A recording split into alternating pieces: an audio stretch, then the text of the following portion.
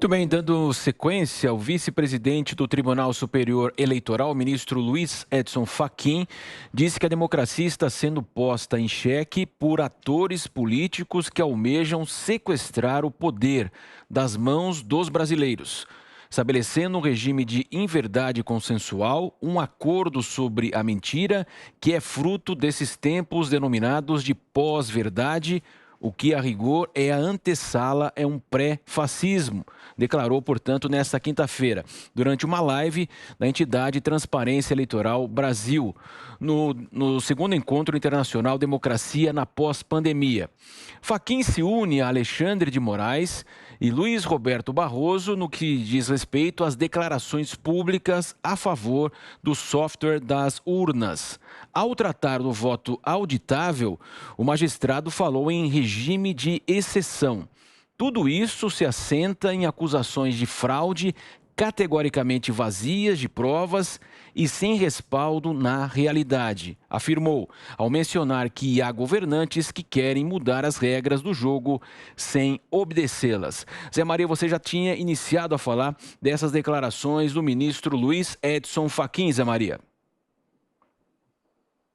E o ministro Fachin vai assumir a presidência do Tribunal Superior Eleitoral em fevereiro. Ele já assume a presidência do TSE e já está na mesma linha do ministro Luiz Roberto Barroso contra uma decisão que não é do TSE. A decisão do TSE tem que ser seguir a lei, seguir a Constituição, seguir a lei eleitoral. E se o Congresso aprovar, o TSE tem que seguir. A Justiça Eleitoral ela é um pouco diferente, ela admite, por exemplo, consulta, nenhuma justiça admite consulta. A Justiça Eleitoral é possível fazer consulta e o resultado da consulta é uma norma eleitoral, equivalente à lei. E a Justiça Eleitoral também, ela pode definir normas onde há dúvidas ou onde há vacância, né? É a única justiça que pode fazer isso. Então, a Justiça Eleitoral pode legislar, mas onde não existe o diploma legal. E se houver a aprovação da emenda no Congresso Nacional, é evidente que a Justiça Eleitoral tem que seguir. O que o ministro Edson Fachin, na verdade, traduz é uma resistência que eu já considero até suspeita, né? Esta resistência à possibilidade de mudança. Veja bem que eu entendo que o voto no Brasil já é transparente, já é impresso. Mas eu estou convencido de que o processo de votação, a gente sempre discute aqui, compara com os Estados Unidos, lá cada condado faz de um jeito, município faz de outro, estado faz de outro. Eu estou convencido que o processo eleitoral não acompanha as normas técnicas, não acompanha a tecnologia e acompanha a cultura de cada lugar e o jeito que as pessoas querem votar. Era assim na antiga Grécia, que era uma reunião numa praça pública, onde a representação era direta, quer dizer, o eleitor levantava o braço e se expressava. Não havia a necessidade da representatividade, que é o que deveriam fazer aqui em Brasília os deputados e senadores, ou seja, representar os brasileiros. Então é o seguinte, o voto é o resultado de um acordo que leva em consideração a cultura do país, aqui no Brasil, nos Estados Unidos, estados e municípios. Alguns estados, como por exemplo Nova York, usam uma máquina enorme e tal, mas depois joga tudo no computador para somar. É perfuração de cartões, né? Então, eu já acho suspeito esse sentimento de resistência tão forte ao que pode ser uma decisão do Congresso Nacional. Se o Congresso decidir, o TSE terá que fazer o voto impresso, sim. E já que você falou das eleições norte-americanas, eu vou chamar agora a Ana Paula. Então, Matos, Zé, exatamente esse sistema aí que nós estamos querendo implementar no Brasil, aqui nos Estados Unidos, toda eleição, na verdade, são 50 eleições, né? Cada estado pode escolher como vai votar, se vai ser urna eletrônica, cédula, perfuração, levanta a mão, enfim, são 50 eleições independentes aqui nos Estados Unidos, toda vez que a gente passa por um processo de corrida presidencial. e não temos uma federalização, né, como temos no Brasil, no TSE, né, essa sombrinha toda que vem de cima para baixo. Aqui as eleições elas são de baixo para cima, os estados com uma maior autonomia.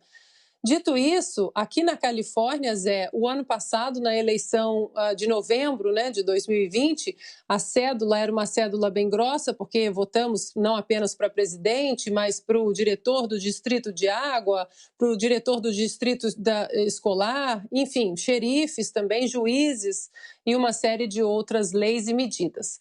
Pois bem, quando nós chegamos lá, você simplesmente vê, você pega o seu nome, você apresenta ali o seu nome, vem o seu nome na tela, você escolhe uma máquina, você escolhe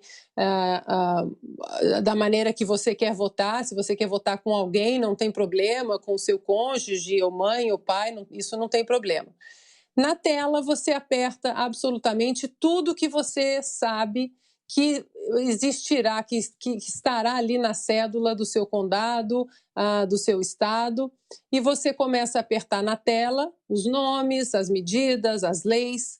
Assim que você termina de votar, o que acontece? Sai exatamente impresso 2, 3 folhas, né, de papel ali. Você, então, confirma tudo aquilo que você apertou na tela, aperta um botão de volta e a máquina engole a cédula de papel ali novamente. Isso foi uma maneira que muitos democratas aqui na própria Califórnia, que é um estado democrata, a maneira que eles encontraram, inclusive, de tentar auditar as eleições das primárias democratas, que em 2016 deu confusão entre Bernie Sanders e Hillary Clinton. Então, acho que isso é exatamente um norte do que nós queremos no Brasil. Alguns estados, como Arizona, usaram muitas urnas eletrônicas apenas, deu muita confusão. Alguns estados usaram, obviamente, que não temos no Brasil, o voto pelo correio, também deu muita confusão, cédulas que até hoje não foram verificadas se realmente elas são cédulas oficiais. Enfim, cada estado está aí com seu problema. O que não dá para entender, mais uma vez, um ministro da Suprema Corte do nosso país, um ministro que deveria pedir mais transparência em relação a absolutamente tudo. Vou repetir o que ele disse. O Fachin disse que a democracia está sendo posta em xeque por atores políticos que almejam sequestrar o poder das mãos dos brasileiros, e aí aspas para ele, estabelecendo um regime de inverdade consensual, um acordo sobre a mentira que é fruto desses tempos denominados de pós-verdade, o que a rigor é a antessala, é um pré-fascismo, um regime de exceção. Nós estamos ouvindo Zé, Cris, Augusto, Matos, um ministro da corte mais alta do país, dizendo que a sociedade pedir mais transparência no seu processo eleitoral é um pré-fascismo, um regime de exceção. Se a gente não desconfiar a causa desse pânico todo, desse ataque virulento contra uma maior transparência nas nossas eleições, eu acho que a gente está dormindo no ponto. Está ficando muito óbvio que isso aqui, para eles descerem das suas torres de marfim e encarar, bater de frente com esse pânico, com essa virulência e lutar contra essa medida de transparência, tem alguma coisa errada aí.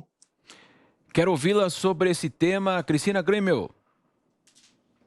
Eu estou de novo aqui com o sangue fervendo, é muito revoltante, né? Meu Deus, como eles são ousados, até no linguajar, né? Ele saiu do linguajar jurídico para usar esse linguajar pequeno e cansativo da esquerda, essas narrativas pós-verdade, pré-fascismo, regime de exceção. Vamos lá, já que eles brincam com as palavras, vamos brincar também. Vocês falavam aí, eu estava tentando lembrar aqui as notícias que envolvem o nome do ministro Fachin nos últimos anos, as que mais marcaram, as que mais vêm à lembrança.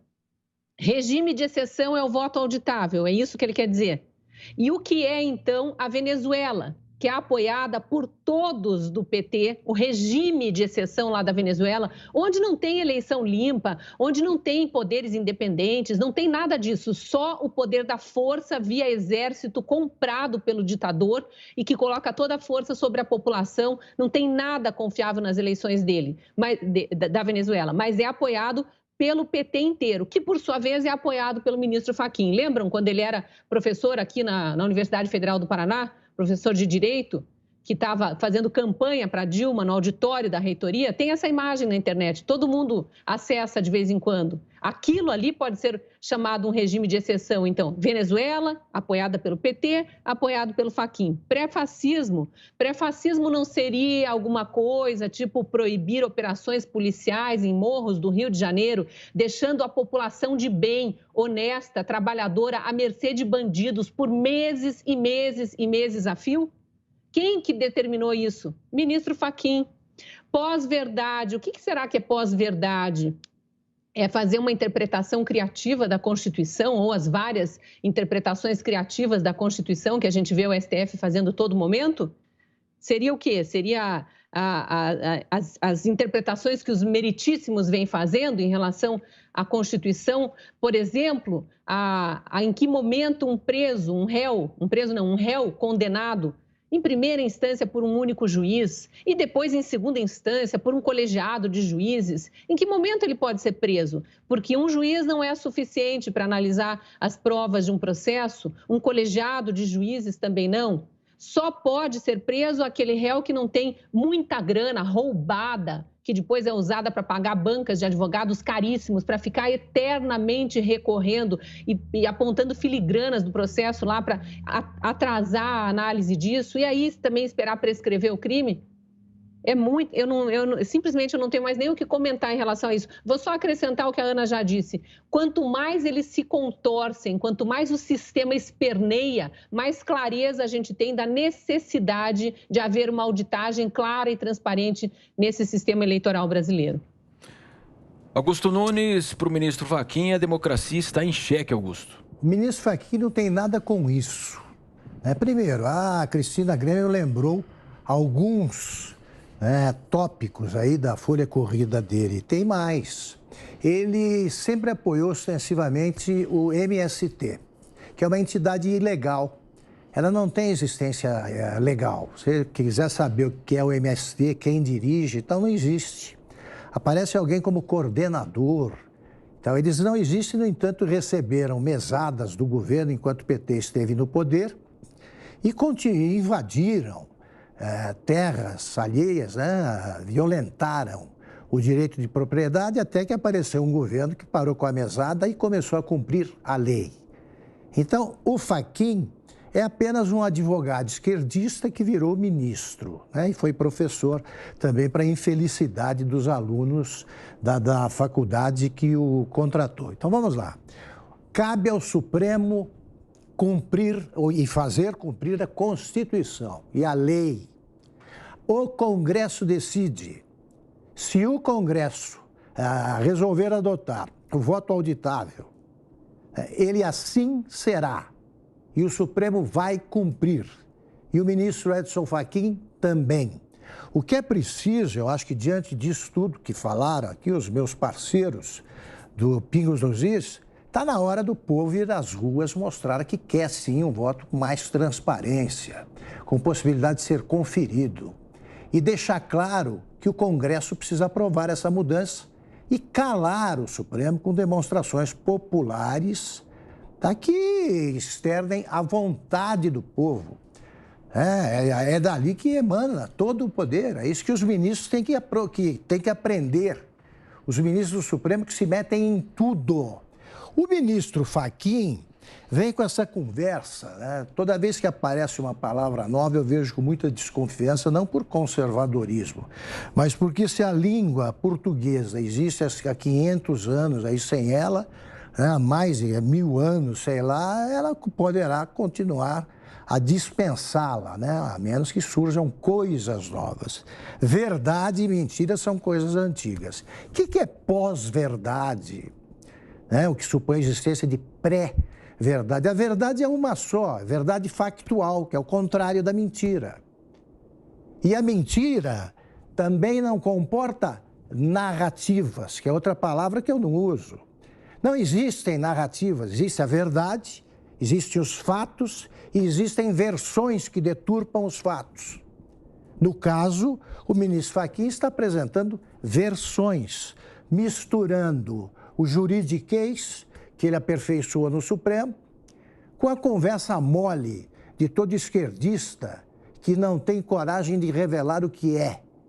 Tá? Porque ele é o ministro que cuidou da Lava Jato, preservou a Lava Jato até anular todas as decisões envolvendo Lula. Isso é o Fachin. O Fachin que andava de braços dados com a mulher, como um casal de antigamente buscando votos no Senado. Esse Fachin é o cara que fala uma linguagem aí para ninguém entender, porque ele sabe que é obsceno o que ele defende. Então ele acha que existe um pré-fascismo. O que é pré-fascismo? Pré-fascismo foi o que o Mussolini fez na Itália antes de assumir o poder. Quem é o nosso Mussolini? Agora, é o genocida, o presidente genocida. O presidente foi eleito pelo voto popular.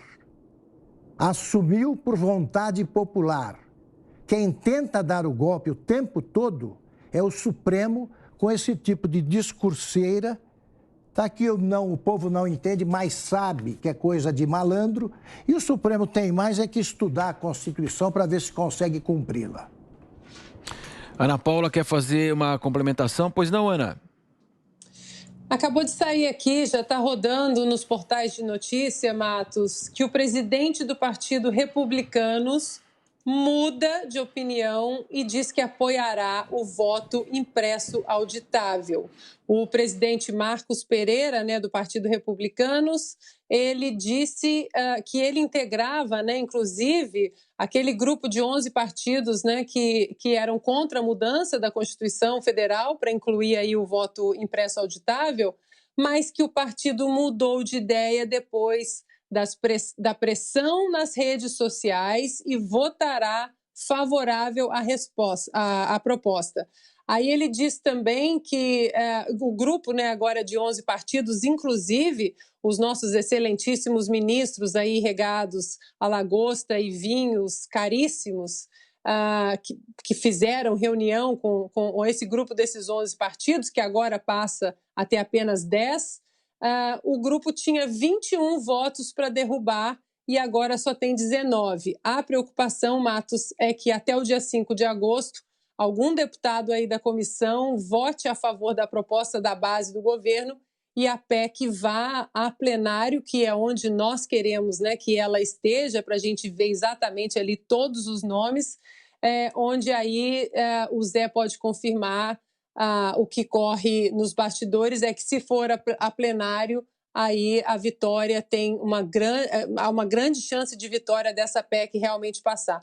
Então tá aí, o presidente do Partido Republicanos, Marcos Pereira, disse que agora mudou de ideia, vai votar a favor da proposta do voto eletrônico impresso e auditável depois da pressão nas redes sociais. Mais um motivo para o brasileiro sair às ruas, dia 1º, e absolutamente lotar as redes sociais aí desses deputados e desses políticos e fazer pressão, porque, mais uma vez, essa pauta nada tem a ver com o governo federal ou o presidente Jair Bolsonaro. É uma pauta legítima da nação brasileira.